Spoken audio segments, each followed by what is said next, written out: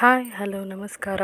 ಭುವನಗಿರಿ ಭುವನೇಶ್ವರಿ ಚಾನಲ್ಗೆ ತಮ್ಮೆಲ್ಲರಿಗೂ ಆತ್ಮೀಯವಾದಂಥ ಸುಸ್ವಾಗತ.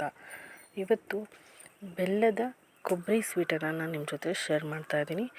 ಕೊಬ್ಬರಿ ಸ್ವೀಟ್ ನೀವು ಸಕ್ಕರೆಯಲ್ಲಿ ಯಾವಾಗಲೂ ಮಾಡಿರ್ತೀರ, ಆದರೆ ಬೆಲ್ಲದಲ್ಲಿ ಮಾಡಿ ಸಖತ್ತಾಗಿರುತ್ತೆ, ತುಂಬಾ ರುಚಿಯಾಗಿರುತ್ತೆ. ಅದು ಅಲ್ಲದೆ ಹಳೆಯ ಕಾಲದಿಂದ ಮಾಡುವಂಥ ರೆಸಿಪಿ ಇದು. ಹಳೆಯ ಕಾಲದಲ್ಲಿ ಮಾಡ್ತಿದ್ದ ಅದೇ ವಿಧಾನದಲ್ಲಿ ಇವತ್ತು ನಾನು ನಿಮ್ಮ ಜೊತೆ ಶೇರ್ ಮಾಡ್ತಾ ಇರೋದು. ನೀವು ಕೂಡ ಈ ರೆಸಿಪಿನ ಮನೇಲಿ ಒಂದ್ಸಲ ಟ್ರೈ ಮಾಡಿ ಹೇಗೆ ಬಂತು ಅನ್ನೋದನ್ನ ಕಮೆಂಟಲ್ಲಿ ತಿಳಿಸಿ, ಆಯಿತಾ? ಹಾಗಾದರೆ ಬನ್ನಿ, ಇವತ್ತಿನ ತುಂಬ ಈಸಿಯಾಗಿ ಮಾಡುವಂಥ ಬೆಲ್ಲದ ಕೊಬ್ಬರಿ ಸ್ವೀಟ್ ಅಥವಾ ಕೊಬ್ಬರಿ ಬರ್ಫಿಯನ್ನು ಹೇಗೆ ಮಾಡೋದು ಅಂತ ನೋಡೋಣ. ಅದು ಕೂಡ ಬೆಲ್ಲ ಯೂಸ್ ಮಾಡಿ. ಇದನ್ನು ಶುಗರ್ ಇರೋರಾಗಿರ್ಬೋದು ಅಥವಾ ಬೇರೆ ಯಾರೇ ಸಕ್ಕರೆ ಇಷ್ಟಪಡದೇ ಇರೋರು ತಿನ್ಬೋದು ಆರಾಮಾಗಿ. ತುಂಬಾ ರುಚಿಯಾಗಿರುತ್ತೆ, ತುಂಬಾ ಇಷ್ಟ ಆಗುತ್ತೆ. ಜಸ್ಟ್ ಮೂರು ವಸ್ತುಗಳನ್ನು ಬಳಸಿ ಮಾಡುವಂಥ ರುಚಿಯಾದಂಥ ಕೊಬ್ಬರಿ ಬರ್ಫಿ. ಬನ್ನಿ ಇವತ್ತು ಟ್ರೈ ಮಾಡೋಣ ಹೇಗೆ ಅಂತ ನೋಡ್ಕೊಂಬರೋಣ. ಅದಕ್ಕೂ ಮೊದಲು ಯಾರೆಲ್ಲ ನಮ್ಮ ಚಾನಲ್ನ ಇದೇ ಮೊದಲನೇ ಸಲ ನೋಡ್ತಿದ್ದೀರಾ, ಪ್ಲೀಸ್ ಸಬ್ಸ್ಕ್ರೈಬ್ ಆಗಿ, ಹಾಗೆ ಪಕ್ಕದಲ್ಲಿರುವಂಥ ಬೆಲ್ ಐಕನ್ನ ಕೂಡ ಒತ್ತಿ. ಅದರಲ್ಲಿ ಆಲ್ ಅನ್ನೋದನ್ನ ಒತ್ತೋದ್ರಿಂದ ನಾನು ಹಾಕುವ ಬೇರೆ ರೀತಿಯ ಅಥವಾ ಹಳೆ ರೆಸಿಪಿಗಳೇ ಆಗಿರ್ಬೋದು, ನಾನು ಹಾಕಿದ ಕೂಡಲೇ ನಿಮಗೆ ನೋಟಿಫಿಕೇಷನ್ ಮೂಲಕ ಬರುತ್ತೆ. ಆಗ ನೀವು ಹಾಕಿದ ಕೂಡಲೇ ನೋಡ್ಬೋದು. ಜೊತೆಗೆ ಲೈಕ್ ಮಾಡಿ, ನಿಮ್ಮ ಫ್ಯಾಮಿಲಿ ಫ್ರೆಂಡ್ಸ್ ಜೊತೆಗೆ ಶೇರ್ ಮಾಡಿ, ಮಿಸ್ ಮಾಡದೆ ಸಬ್ಸ್ಕ್ರೈಬ್ ಆಗಿ ನಮ್ಮ ಚಾನಲ್ನ. ಹಾಗಾದರೆ ಬನ್ನಿ ಇವತ್ತಿನ ಸ್ವೀಟ್ ರೆಸಿಪಿಗೆ ಏನೆಲ್ಲ ಬೇಕು ಅಂತ ನೋಡ್ಕೊಂಬರೋಣ. ಇದಕ್ಕೊಂದು ಸ್ವೀಟ್ ರೆಸಿಪಿಗೆ ಒಂದು ಸೀಕ್ರೆಟ್ ಇಂಗ್ರೀಡಿಯೆಂಟ್ಸ್ ಹಾಕಿದ್ರೆ ತುಂಬಾ ಸಾಫ್ಟಾಗಿ ತುಂಬ ರುಚಿ ಅನಿಸುತ್ತೆ. ಅದು ಯಾವುದು, ಹೇಗೆ ಮಾಡೋದು ಬನ್ನಿ ನೋಡ್ಕೊಂಬರೋಣ. ನಾನಿಲ್ಲಿ ಸುಮಾರು 1 ತೆಂಗಿನಕಾಯಿನ ಒಣ ಕೊಬ್ಬರಿ ಇರುತ್ತಲ್ಲ ಅದನ್ನು ಪೂರ್ತಿಯಾಗಿ ಈ ಥರ ಸಣ್ಣದಾಗಿ ತುರಿದು ಇಟ್ಕೊಂಡಿದ್ದೀನಿ. ಹಾಗೆ ತುಪ್ಪ ತೊಗೊಂಡಿದ್ದೀನಿ, ಹಾಗೆ ಬೆಲ್ಲ. ಇಷ್ಟಿದ್ರೆ ತುಂಬ ರುಚಿಯಾಗಿ ಆಗುತ್ತೆ ನಮ್ಮ ಬೆಲ್ಲದ ಕೊಬ್ಬರಿ ಬರ್ಫಿ. ಹಾಗಾದರೆ ಮುಂದಿನ ಸ್ಟೆಪ್ ನೋಡೋಣ. ಮೊದಲಿಗೆ ಬೆಲ್ಲನ ಕರಗಿಸ್ಕೊಳ್ಳೋಣ. ಬೆಲ್ಲನ ಒಂದು ಪಾತ್ರೆಗೆ ಹಾಕ್ಕೊಳ್ಳೋಣ. ನೀವು ಕೊಬ್ಬರಿ ಎಷ್ಟು ತೊಗೊಂಡಿರ್ತೀರ ಅದರ ಅರ್ಧದಷ್ಟು ಬೆಲ್ಲ ತೊಗೊಂಡ್ರೆ ಸಾಕು. 1 ಕಪ್ ಆಗೋಷ್ಟು ಕೊಬ್ಬರಿ ತುರಿ ತೊಗೊಂಡ್ರೆ ಅರ್ಧ ಕಪ್ ಆಗೋಷ್ಟು ಬೆಲ್ಲ. ಈಗ ಬೆಲ್ಲನ ನಾನು ಕರಗಿಸೋದಕ್ಕೆ ಇಟ್ಟಿದ್ದೀನಿ. ಇದು ಕರಗಿದ ನಂತರ ಶೋಧಿಸ್ಕೋಬೇಕು. ಬೆಲ್ಲದಲ್ಲಿ ಏನಾದರೂ ಕಸ ಇದ್ದರೆ ಹೋಗುತ್ತೆ. ಬೆಲ್ಲ ಕರಗೋ ಅಷ್ಟರಲ್ಲಿ ನಾವು ಏನು ಒಣ ಕೊಬ್ಬರಿ ಇಟ್ಕೊಂಡಿದ್ದೀವಲ್ಲ ಅದನ್ನು ಸ್ವಲ್ಪ ಪುಡಿ ಮಾಡ್ಕೊಂಬಿಡೋಣ ಒಂದು ಮಿಕ್ಸಿ ಜಾರಿಗೆ ಹಾಕಿ. ನೋಡಿ, ಈ ಥರ ನಾನು ಪೌಡರ್ ಮಾಡ್ಕೊಂಡಿದ್ದೀನಿ. ಇಲ್ಲಿ ಬೆಲ್ಲ ಕೂಡ ಕರಗಿದೆ. ನೋಡಿ ಎಷ್ಟು ಚೆನ್ನಾಗಿ ಕರಗಿದೆ ಅಂತ. ಈಗ ಇದನ್ನು ಶೋಧಿಸ್ಕೊಂಬಿಡೋಣ ಒಂದು ಪಾತ್ರೆಗೆ. ತುಂಬಾ ಚೆನ್ನಾಗಿ ಆಗುತ್ತೆ ಈ ರೆಸಿಪಿ, ಮಿಸ್ ಮಾಡದೆ ಟ್ರೈ ಮಾಡಿ. ಬೆಲ್ಲ ಶೋಧಿಸ್ಕೊಳ್ಳೋದ್ರಿಂದ ಅದರಲ್ಲಿರೋಂಥ ಕಸ ಕಡ್ಡಿ ಏನಾದರೂ ಇದ್ದರೆ ಹೋಗುತ್ತೆ. ಈಗ ಇದು ಶೋಧಿಸಿದಾಗಿದೆ. ಈಗ ಶೋಧಿಸಿರೋ ಬೆಲ್ಲನ ಬಿಸಿ ಮಾಡೋಕೆ ಇಟ್ಕೊಳ್ಳೋಣ. ಬೆಲ್ಲ ಚೆನ್ನಾಗಿ ಬಿಸಿಯಾಗಬೇಕು, ಒಂದೆಳೆ ಪಾಕ ಬರಬೇಕು, ಅಲ್ಲಿವರೆಗೂ ಚೆನ್ನಾಗಿ ಬೆಲ್ಲನ ಬಿಸಿ ಮಾಡ್ಕೋಬೇಕು. ಚೆನ್ನಾಗಿ ಬಬಲ್ಸ್ ಬಂದು ಬೆಲ್ಲ ಪಾಕ ಬಂದರೆ ತುಂಬ ರುಚಿಯಾಗುತ್ತೆ.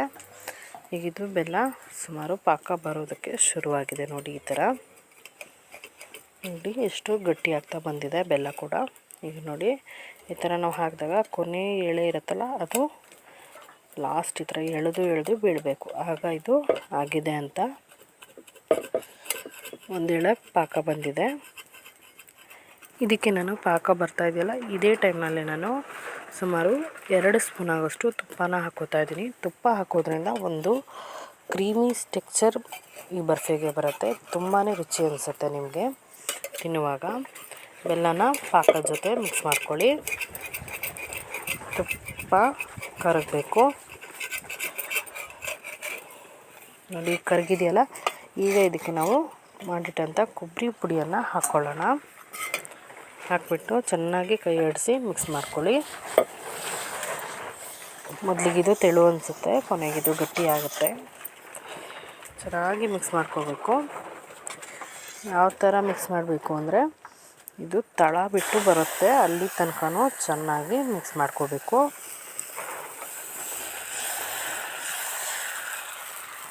ನೋಡಿ, ಇದು ಸುಮಾರೀಗ 50% ಆಗಿದೆ. ಇದೇ ಥರ ಸಣ್ಣ ಬೆಂಕಿಲಿ ನೀವು ಚೆನ್ನಾಗಿ ಕೈ ಆಡಿಸ್ತಾ ಬಂದರೆ ಗಟ್ಟಿಯಾಗ್ತಾ ಬರುತ್ತೆ, ಜೊತೆಗೆ ಪಾತ್ರೆ ತಳ ಬಿಡುತ್ತೆ. ಇದೇ ಥರ ಚೆನ್ನಾಗಿ ಒಂದು 2 ನಿಮಿಷ ಕೈ ಆಡಿಸ್ತಾ ಮಿಕ್ಸ್ ಮಾಡ್ಕೋಬೇಕು. ನೋಡಿ, ಈಗ ಇದು ತಳ ಬಿಡೋದಕ್ಕೆ ಶುರುವಾಗಿದೆ. ಈಗ ನಾನು ಇದನ್ನು ಒಂದು ತುಪ್ಪ ಸವರಿರೋ ಬಟ್ಲಿಗೆ ಸೋರ್ಕೋತಾ ಇದ್ದೀನಿ. ಇದು ಫುಲ್ಲು ತಳ ಬಿಟ್ಟು ಒಂಥರ ಉಂಡೆ ಥರ ಆಗುತ್ತೆ, ಆಗ ನೀವು ಇದನ್ನು ಹಾಕೋಬೇಕು. ನೋಡಿ, ಈ ಥರ ತಳ ಬಿಡೋಕ್ಕೆ ಶುರುವಾಗಿದೆ ಅಲ್ವಾ. ಈಗ ನಾನು ಇದನ್ನು ನಿಧಾನಕ್ಕೆ ಒಂದು ಬಟ್ಲಿಗೆ ಹಾಕೋತಾ ಇದ್ದೀನಿ. ಪೂರ್ತಿಯಾಗಿ ಹಾಕ್ಕೊಂಡಿದ್ದೀನಿ ಈಗ ಬಟ್ಲಿಗೆ. ಈಗ ಇದನ್ನು ನಿಧಾನಕ್ಕೆ 2 ಸತ್ತು ಟ್ಯಾಪ್ ಮಾಡೋಣ. ಈ ಥರ ನಿಧಾನಕ್ಕೆ ಈ ಥರ ಕೊಟ್ಟೋದ್ರಿಂದ ಏರ್ ಬಬಲ್ಸ್ ಏನಾದರೂ ಇದ್ದರೆ ಹೋಗುತ್ತೆ. ಈಗ ಇದನ್ನು ಕಂಪ್ಲೀಟಾಗಿ 1 ಅವರ್ ನೀವು ರೆಸ್ಟ್ ಬಿಟ್ಬಿಡಿ, ಆಗ ಇದು ಚೆನ್ನಾಗಿ ಗಟ್ಟಿಯಾಗುತ್ತೆ. ನೋಡಿ, ಈಗ ಒಂದು 5 ನಿಮಿಷ ಬಿಟ್ಟಿದ್ದೀನಿ, ಅಷ್ಟರಲ್ಲೇ ಇದು ಎಷ್ಟು ಗಟ್ಟಿಯಾಗೋಕ್ಕೆ ಶುರುವಾಗಿದೆ ಅಂತ. ಕಂಪ್ಲೀಟಾಗಿ 1 ಅವರ್ ಬಿಟ್ಟರೆ ಇನ್ನೂ ಗಟ್ಟಿಯಾಗುತ್ತೆ. ಅಷ್ಟರಲ್ಲಿ ನಾನು ಒಂದು ಸ್ವಲ್ಪ ಗೆರೆನ ಹಾಕಿಬಿಟ್ಟು ಬಿಟ್ಬಿಡ್ತೀನಿ. ನೋಡಿ, ಈ ಥರ ಲೈಟಾಗಿ ಸ್ವಲ್ಪ ಗೆರೆ ಹಾಕಿಬಿಟ್ಟು ಬಿಟ್ಬಿಡೋಣ. ನಿಮ್ಗೆ ಯಾವ ಶೇಪ್ ಬೇಕೋ ಆ ಶೇಪ್ ಗೆರೆ ಹಾಕಿ ಬಿಟ್ಬಿಟ್ರೆ ಅದಲ್ಲೇ ಗಟ್ಟಿಯಾಗಿ ನಮಗೆ ತೆಗೆಯುವಾಗ ತುಂಬ ಈಸಿ ಆಗುತ್ತೆ. ಇದನ್ನು ಪೂರ್ತಿ 1 ಅವರ್ ರೆಸ್ಟ್ ಆಗಿದೆ. ನೋಡಿ ಯಾವ ಥರ ಡಿಮ್ಮಾಗಿ ಎಷ್ಟು ಚೆನ್ನಾಗಿ ಕಾಣಿಸುತ್ತೆ. ತಿನ್ನೋದಕ್ಕೂ ಅಷ್ಟೇ ತುಂಬ ಕ್ರೀಮಿಯಾಗಿ ತುಂಬ ಸಾಫ್ಟಾಗಿರುತ್ತೆ. ನೋಡಿ ಎಷ್ಟು ಈಸಿಯಾಗಿದು ತೆಗೆಯೋದಕ್ಕೂ ಕೂಡ ಬರ್ತಿದೆ ಅಂತ. ನೋಡಿ ಎಷ್ಟು ಚೆನ್ನಾಗಾಗಿದೆ, ಒಳಗಡೆ ಎಲ್ಲ ಎಷ್ಟು ಸಾಫ್ಟಾಗಿ ಕೂಡ ಆಗಿದೆ ಅಂತ. ನೋಡಿ, ತುಂಬಾ ರುಚಿಯಾಗಿರುತ್ತೆ. ನೀವು ಕೂಡ ಈ ರೆಸಿಪಿನ ಮನೇಲಿ ಒಂದು ಸಲ ಟ್ರೈ ಮಾಡಿ, ಹೇಗೆ ಬಂತು ಅನ್ನೋದನ್ನ ಕಮೆಂಟಲ್ಲಿ ತಿಳಿಸಿ. ಇನ್ನಷ್ಟು ಈಸಿ ರೆಸಿಪೀಸ್ಗಳಿಗಾಗಿ ನಮ್ಮ ಚಾನಲ್ನ ಸಬ್ಸ್ಕ್ರೈಬ್ ಆಗಿ ಪ್ಲೀಸ್. ಹಾಗೆ ಲೈಕ್ ಮಾಡಿ, ಶೇರ್ ಮಾಡಿ, ಕಮೆಂಟ್ ಮಾಡಿ.